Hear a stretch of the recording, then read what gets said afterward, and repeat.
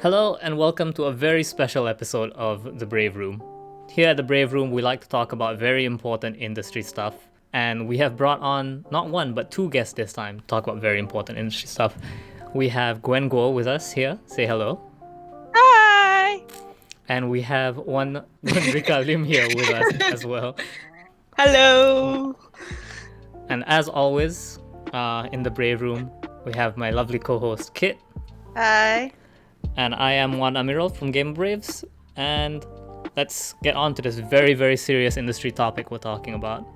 Today's topic is husbandos. We have just as much idea how we went from marketing mobile games to husbandos as you do, dear listener. But here we are today.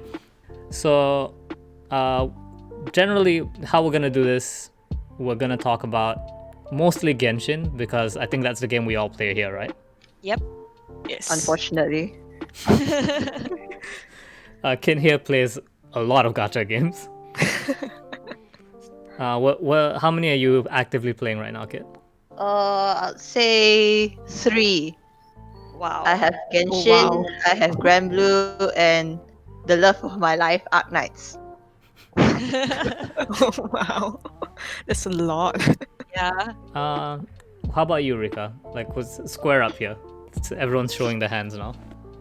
So I'm mainly playing Genshin Impact, but on the side I do play a lot of visual automatic games on my Nintendo Switch. So yeah. I previously played Arc Knight for a long period of time before transiting into Genshin. I cannot handle 2 gacha games at once. It was definitely very challenging, especially when that purchase button is just one click away, you know. Oh yeah. So you've spent money in gacha games already? Yes, a lot. Ooh, this is Okay, gonna be I do too. Yeah. For all the husbandos in my life. How about you, Gwen? What's your gacha history? Yeah, I'm really new to it. Like Genshin is pretty much the very first gacha game that I'm really into. I mean, historically, I play mostly premium games, FPSs, MMOs. There are some free-to-play MMOs out there, but I've never really spent money on it. And Genshin is pretty much the first one that I legit spend money on it for husbandos. I'm curious, what's a premium husbando then? Because I'm trying to think of like premium games. None of them really scream husbando material. Not really, but it also, at least personally for me, the whole objectification of male characters is also very new thanks to Genshin. Yeah, so I mean they've done something right, for the female gaze. So yeah. Or just those of us who like good meat. Just saying. I don't think Genshin was the first to create like husbandos, but I think it's definitely one of the most mainstream ones. Yep.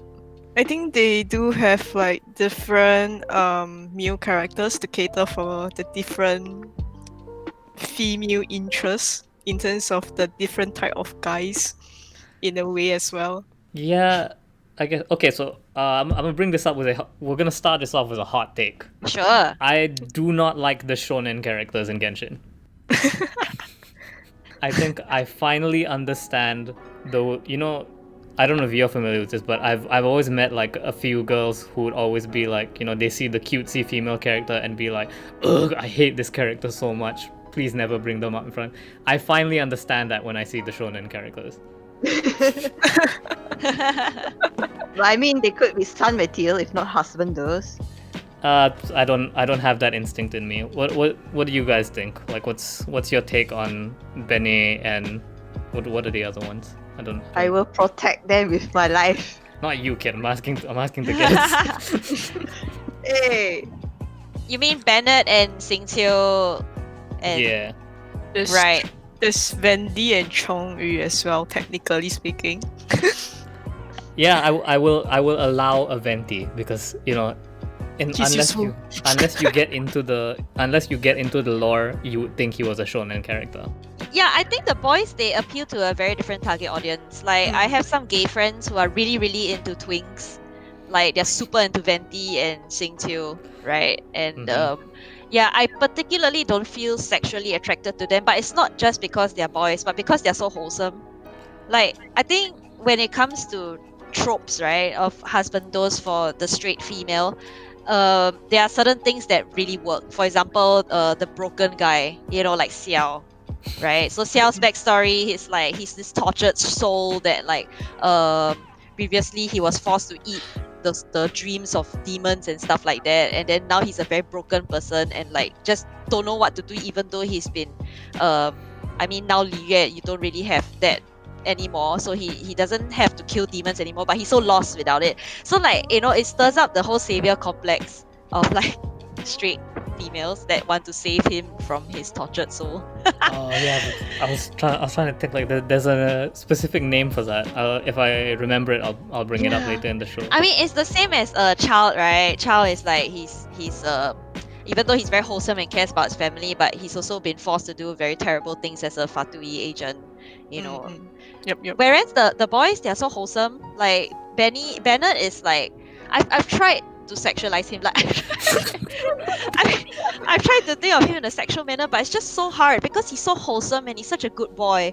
He just He's wants like, to go adventuring with his friends. yeah, and also like he goes adventuring, and in his free time he takes care of his dads, who are all taking care of him also, and it's just so wholesome. Like, I think in order to sexualize somebody, they must have some kind of, well, I really don't know how to say. Maybe Rika can articulate it better. I do agree with Gwen, and the thing is that to add on to the fact that broken guys does appeal more to straight women, it's actually quite it's a fact that you can see in otome games as well, because the most appealing guy, the most cheerful guy in that particular storyline, he tends to has the worst background and backstory of all among like all the other characters, and that's what makes him so appealing in a way, at least to me. Yeah, Like you really want to know more about that particular character and how he eventually overcome all the different challenges in his life, and yeah, eventually become someone that could overcome his past and become a better person. I'm just imagining, the generic, like he's in the rain being like, oh, you don't want to be near me, like everyone who's near me gets hurt. Oh, yeah. Yeah. It's those kind of aspect. And in terms of sexualizing Shota character in general, it's really very hard, like what Gwen said. I don't really have imagine it to be able to work. Perhaps it's something different for some other ladies. I mean, like each of us as women, we have our specific types in a sense. Yes. So, yeah, and so for this, I'm on the same page as Gwen. I don't specifically really interested in sexualizing all these nice and good boys. They're more like a group of people that we would want to protect rather than Fantasize them- about. fantasizing them. So yeah. It's like Kid says, it's the son instinct. Oh yes. Yeah, it's more. They are more like our kids than our Husbando. better half. Yeah. Yeah, but I must say there are exceptions. So like at least not for me personally, but sometimes the fantasizing about pairings, I think it's okay to give Shota a pass. Like, I think the male traveler, right? He's been Mhm. shipped in many ways. So even though he's considered like using the boy model, right? But I think he has a lot of shipping with different characters like Albedo, like Razor, So it's like, I think it's not them by themselves, but mostly the ships. So I think, like, for example, Xingqiu and Chongyun, right? They've been shipped a lot, right? And some people may like it sexually. I just find it cute. I think a lot of people ship Albedo also with Traveler. I think if it's based on narrative, there are exceptions lah. It's not entirely just due to physique and age. Oh, speaking of Albedo, about it, did you guys get Albedo? Yes. Yep, I got him. Okay, I want your thoughts on Albedo because I have a hot take on Albedo. Like about sexual stuff or Just like, yeah, what do you mean? opinions. Where is he on the husbando scale? Okay, I think because his model is still a bit boy-like, so it's a bit hard. But I do like the pairings. Yeah, especially I think the statement about him, like, oh, if I lose control, will you stop me? That statement itself is like, Oh, it yeah. opens up a lot of pairings. Yeah. Like, if I mean, his relationship Klee, so Klee's the one to stop him. Relationship Traveler, then Traveler is the one to stop him, and stuff like that, lah. Yeah. Oh yeah, and then there's also the Sucrose as well. The pairing with her, it's very cute. You mean the K-drama pairing? You know the Oh yeah. Yeah. the shy I think assistant. the most interesting pairing I see in Albedo is Halfman, like his assistant. Oh yeah, my that one is amazing. I love that. My disappointment with Albedo is before this there were voice lines about him before we knew what he looked like, right? And the Yeah. general consensus was he is the most bishy to ever bishy. Like even Lisa thinks he's hot, Kaya thinks he's kind of hot, and then he comes out and he's using the Shota model, and I'm just like, why? I think they use a Shota model maybe to paint him as like a prodigy of some sort. But okay, to be honest, before his model came out, I thought he was going to be like a hot Bara character. Yeah, Like I this wanted it. very Oh, like yeah. bearded, like sagely Bara kind of guy. I would have accepted a Kotomine Kire type. I would have. That's the middle-aged priest dude from Fate Stay Night. Sorry for those of you not aware. Okay. Like he mostly looks like a bishi, but he's got the lines to show that he's kind of old. So I would have accepted that, but this was like a bit too far. The universe cursed me by making him the pity character that I got as well. So Albedo stuck with me for life. Kit, you've been quiet for a while. Let's hear your take on this. I like his playstyle. I love his ability. It's so beautiful. Oh my god. The flower blooming. Because I'm also pairing him with Zhongli so they can just go crazy. Oh my god, same. Wait, we're And talking it helps- gameplay pairing or romantic pairing? A gameplay pairing, like romance-wise, Zhongli is paired with someone else, and I don't care about Albedo. Well. Like I was gonna say, like if we're talking gameplay mechanics, that's too much content for this episode. Yeah. I need to steer us back into like. Okay, but personally speaking, Albedo is fine to me because I have very, very specific interests, and that interest is Zhongli. Yes. Are we all Zhongli Sims here? Yes. Yeah. Okay, no, you don't understand. The power of Zhongli got my friend, because I tried to get one of my friends to play Genshin for the longest time, and she was just like, "Oh, I'm not really into this. I don't think I want to play it." And then the Zhongli banner starts, and I get a message. I just created a Genshin account. What do I do now? Oh man. Amazing. Okay, money talk here. How much did we all spend on Zhongli? So I remember I mentioning that I don't usually spend money, right, on like free to play games. Yeah. So for Zhongli I spent $150. Dollars. Yeah, Sing dollars, Singapore dollars. Unfortunately, Arc Knights has all my money, so I spent 0. Oh, Yeah. that's- My oh, finances lucky. were tight in December for me as well, so I couldn't pull for Zhongli. Also, because I saw the leaked images of Rosaria, and I was just like, I'm holding on to this for a while. oh. Also, I skipped Child's banner, so that's why I had enough Primo gems. Ah, nice. I should point out, Kit got 2 Zhonglis. Like, she has 2 accounts, and they both have a Zhongli. What? Double the fun. Yeah. Well, if I raised my other account, then maybe, but I'm too lazy for that. Oh yeah, it takes a lot of effort. So instead, Yes. she can just flex on having 2 Zhonglis. Yeah, lor. Yeah. Some more.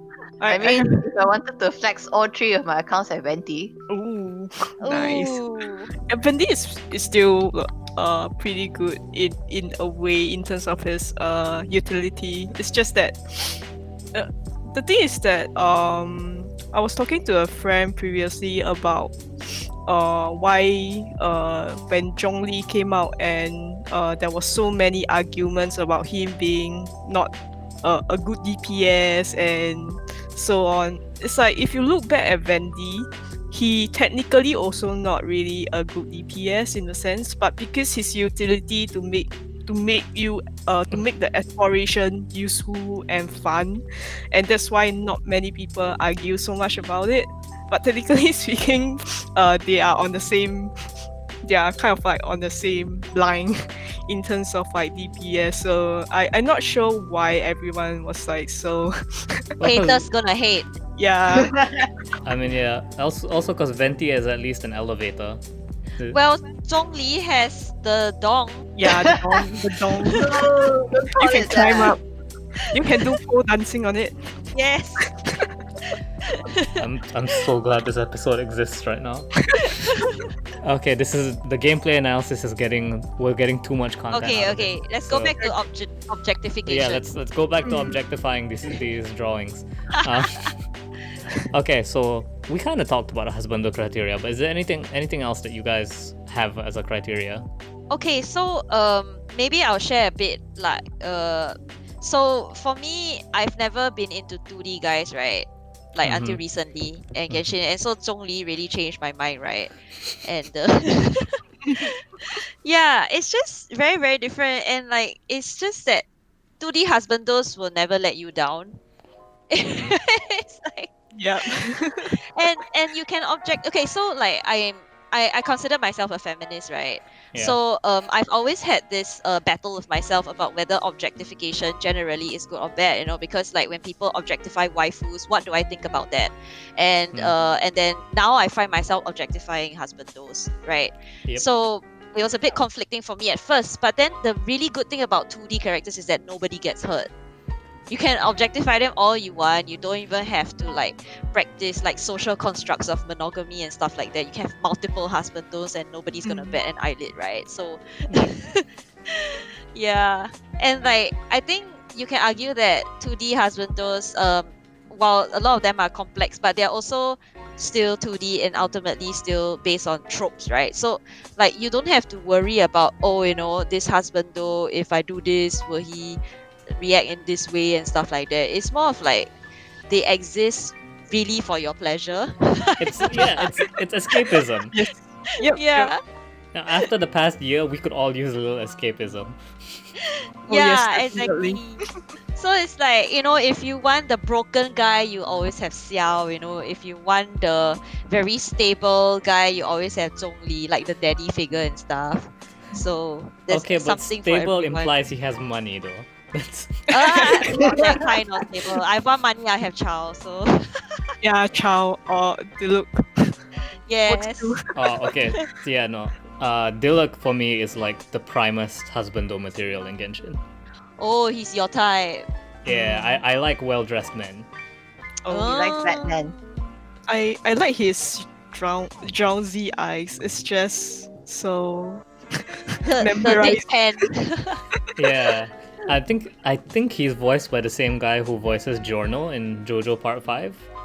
So I'm just like, oh, this is dangerous.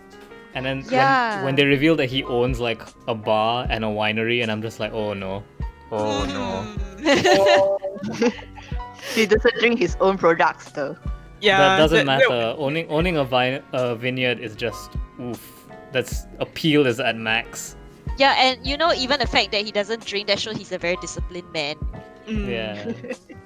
And he himself has like a broken past, right? Like he and his dad and stuff. Yeah. Oh yeah. Didn't get far Yeah. enough. Purely just objectifying the physical. Yeah, but I think for me the story plays a very important part. So I think if you all haven't read the Genshin manga, right, you all should. The Genshin manga explores everything about Diluc and Kaya's backstory. Oh, yeah, I read a little bit about it, and yeah, I think same for me.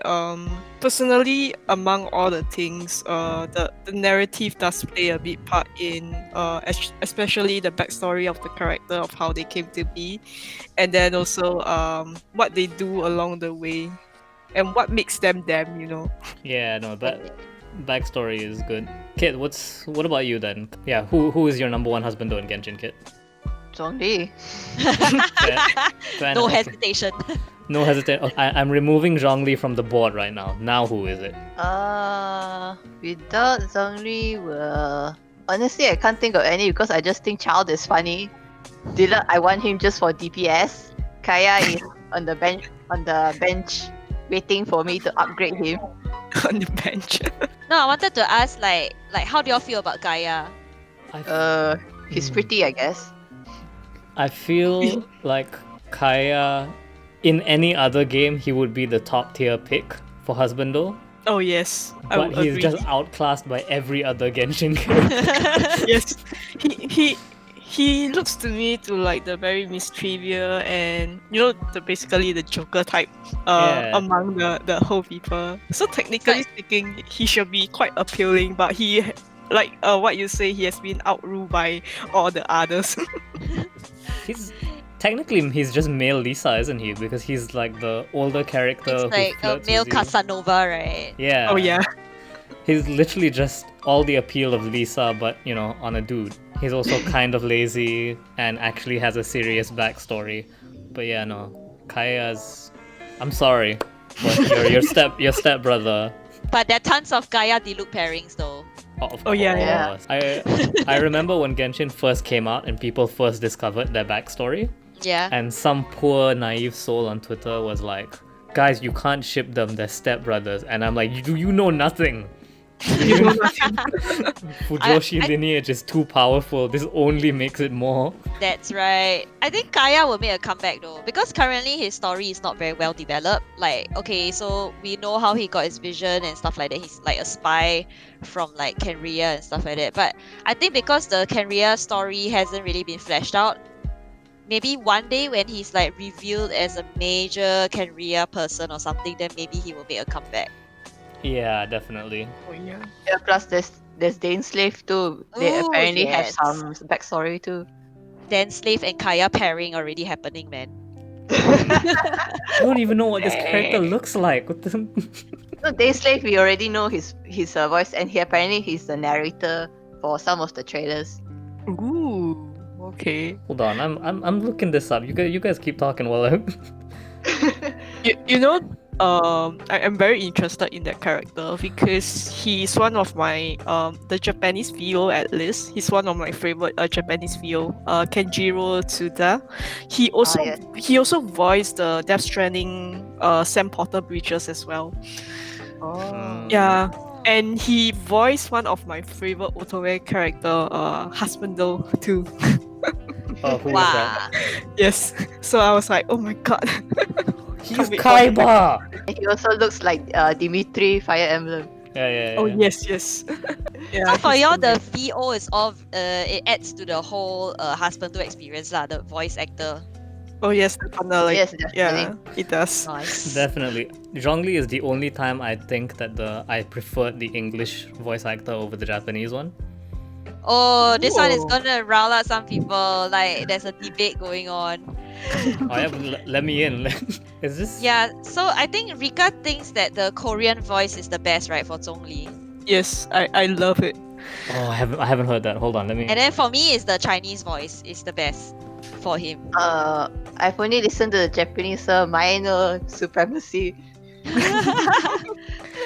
Yeah, because like each of the languages they like portray a slightly different side. So for example, the Chinese one, right?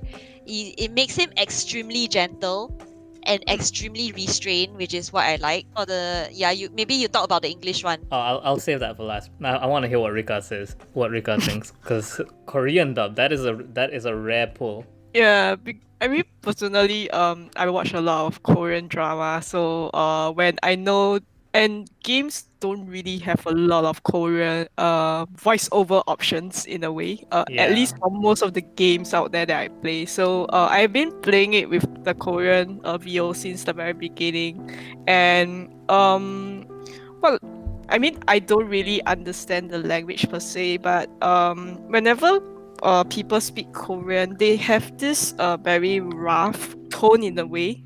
So it's very harsh and things like that. But if you look at the way Zhongli put it out there. It's really very smooth and gentle, and it's very nice to the ears. So when I hear that, I was like, oh my god. And I just put him on idle, and I was just there listening to him speaking the same words over and over again. It just feels so it feels like he's reading some sort of like very beautiful poem to you in a way. And Yes. yeah, and I'm just like, oh my god. And even for his when he talks about the skills, when I think it was his ultimate, it's very gentle, and it's not very commanding as well, which I like about it. And I think Gwen can agree with me that is something similar to the Chinese one. Yeah, correct. It's like it's really very restrained lor. Like I Yep, think it's very close to, I guess this is what East Asian people find sexy in terms of like, just think of like Ip Man, right? So people are saying that Zhongli is like the sexualized version of Ip Man or something, because Ip Man is he's well versed in martial art. He's really pro at martial arts, but then like he doesn't use it. He only use it to like protect, right? So that's the kind of thing that we like about them. And then not only that, they are very wise and they are very classy. A Yeah. very cultured man.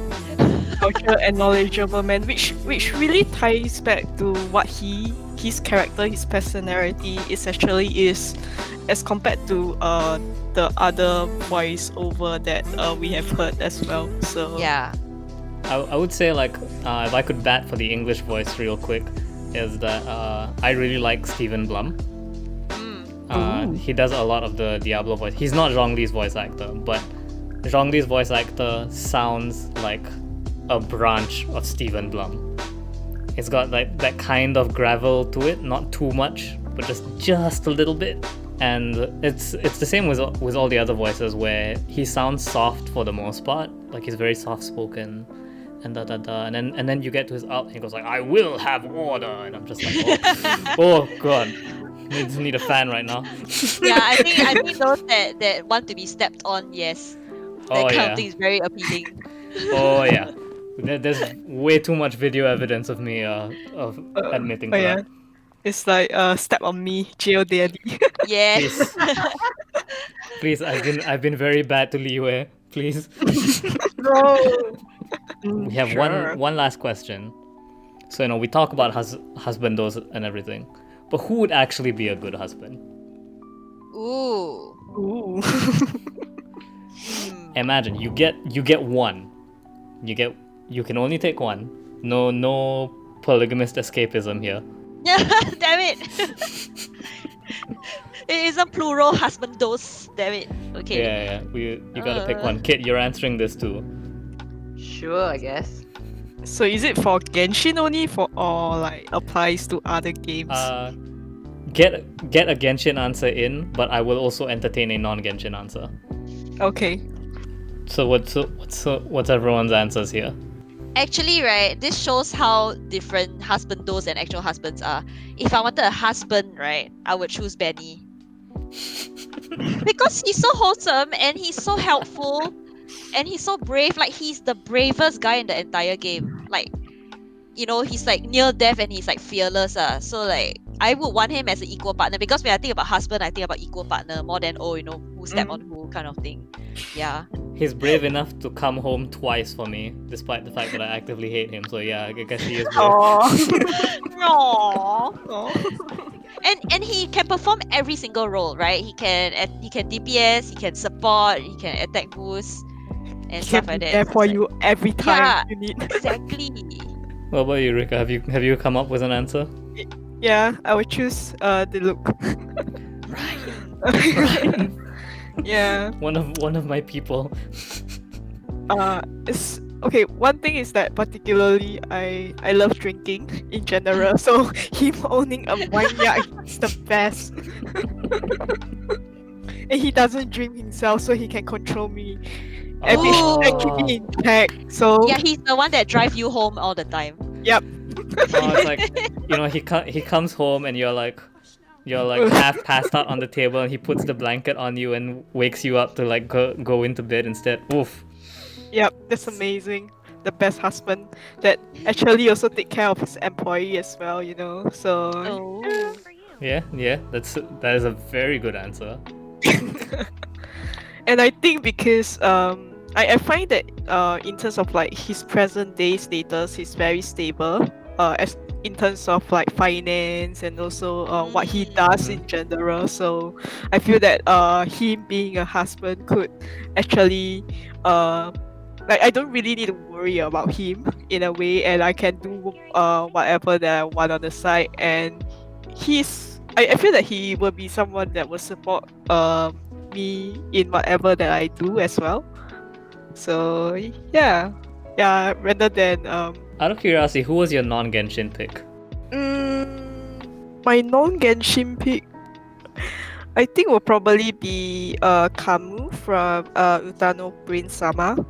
So I'm not sure if you guys heard of this anime game series that is super popular in Japan.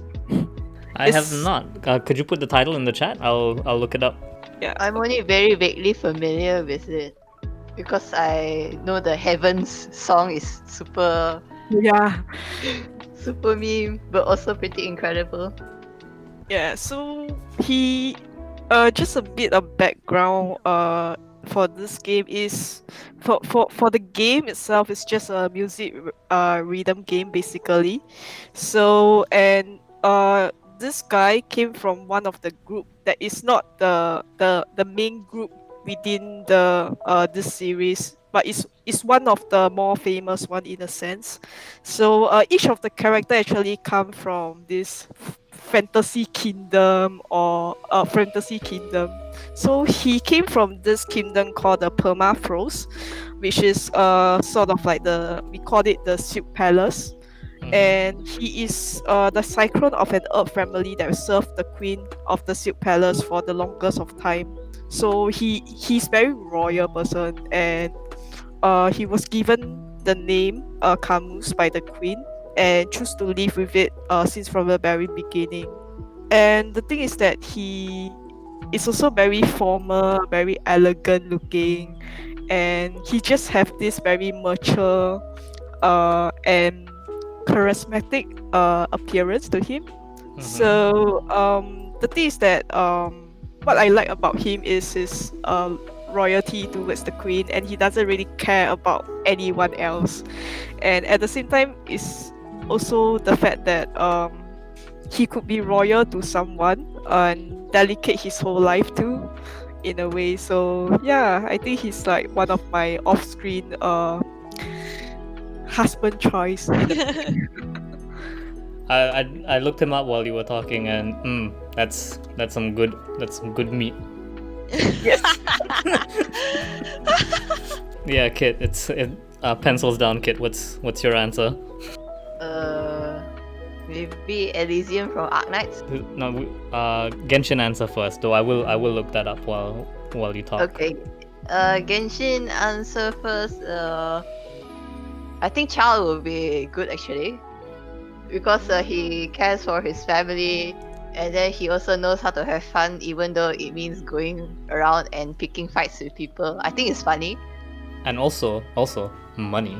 Yeah, he's rich. Yes. I mean it's like underground fatui blood money. but it's great. Underground factory. Listen, Is- there is no safer husband than someone with like illegal money. We know this Hmm. because they will protect that shit with their life. I mean, yeah, he's really sweet on his brother, and I think he's funny. So good husband material. Go on about Elysium first. Hold on. Let's hear what you have to say about Elysium. Elysium, he's like the type where in his resume he tries to put once in a lifetime hottie, which is really funny to me. He's also really cute. Then he's got a little bit of sad backstory because he's got the terminal illness, the oripathy in his universe, but he's still cheerful nonetheless and does his job. While he appears really flamboyant, he's also actually pretty humble. And did I mention cute? Oh yeah, I just saw his picture. It was amazing. Yeah, he does look a bit like Charles. So. Yeah, once in a lifetime hottie. Oh dang.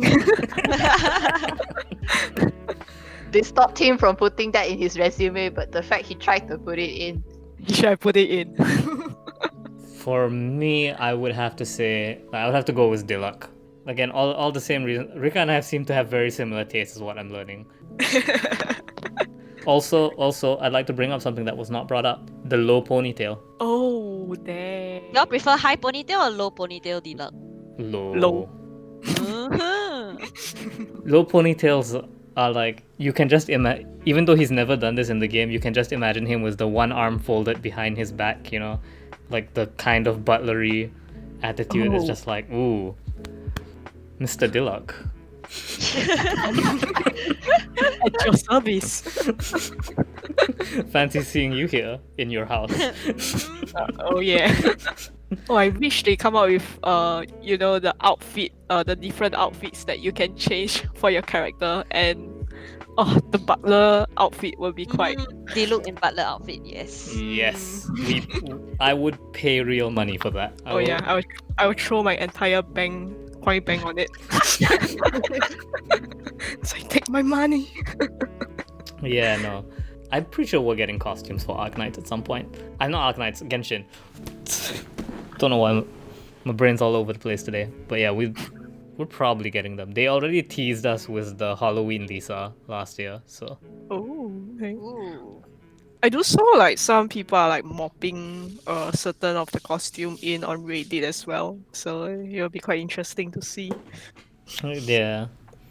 I think if I had to pick a non-Genshin husbando, yeah, no, can't think of any. Like this, none of the JoJo protagonists are husband material. They are all horrible people. So yeah, that's most of my exposure. Yeah, no, nothing. I can think of hot guys, but I can't think of anyone that actually husband. Most of them are terrible. Char Aznavour is a bad husband. Anyone in the audience who gets that reference is 5 points to you. With that, I think we've done enough damage to our individual reputations today. Oh yeah. It can go even worse. I'm just saying. Yep. Oh god. I tell you what, I will put in the request to do this again at some point. Yes. Because the people need to know about industry stuff, you know. That's I remember just 2 days ago, so I was watching this one of the voice the Palmon voice the Chinese voice actress. I think. Yes, yeah. She was looking at all the S of the female characters and male characters, and guess what? The conclusion that I can get from that video is that Zhongli's butt is very teach. Yeah, I watched that video also. It was so cute, and then she was like very disappointed by Child's butt. Yeah. I mean, he's a white boy. What was she expecting? Poor child. Yeah. Poor Oh, child. yeah, but I'm about to say like a very like saucy thing. Okay, so like even though Zhongli is like the top husbando tier for me, right? But when it comes to like who I want to have sex with, right? Mm-hmm. It's not him, eh. I would rather have sex with Chao, eh. I don't know why. I just cannot imagine having sex with Zhongli. But I can imagine having sex with Chao. Wow. It's just the personality difference. I don't know how to say. Yeah, I don't see Zhongli as someone that would appeal on the bed. Yeah.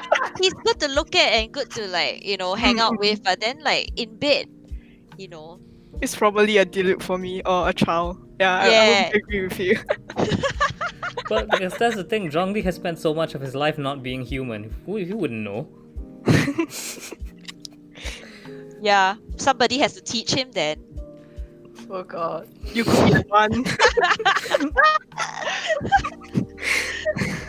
I'm so sorry, Sean.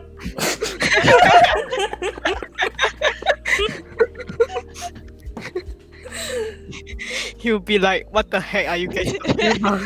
Well, yeah. I mean, it's husbandos, right? How far do you think it would have gone? Oh yeah.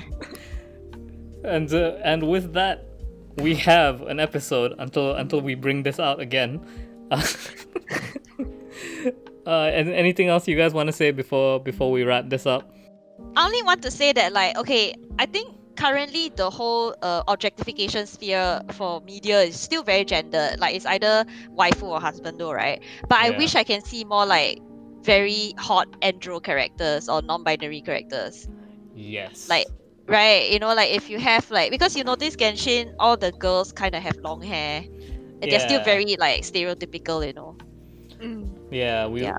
I don't know if you can see in the chat, but right before you came in, we were talking about how like Warframe is the first game company to not be cowards because they had a quote unquote female Warframe, but she's huge and buff, like more buff than any of the male Warframes. Nice. And so yeah, we definitely need more of that. Yeah. I think the Transformers fandom was what opened my eyes to this. People get thirsty for robots. Like, oh boy, I did not know. They get thirsty for anything, so. Yeah, I didn't know this until then. It's like Bloodborne. You get the insight counter went up by 1 when I discovered the Transformers fandom. I mean, Genshin has like literal porn, Yeah. so.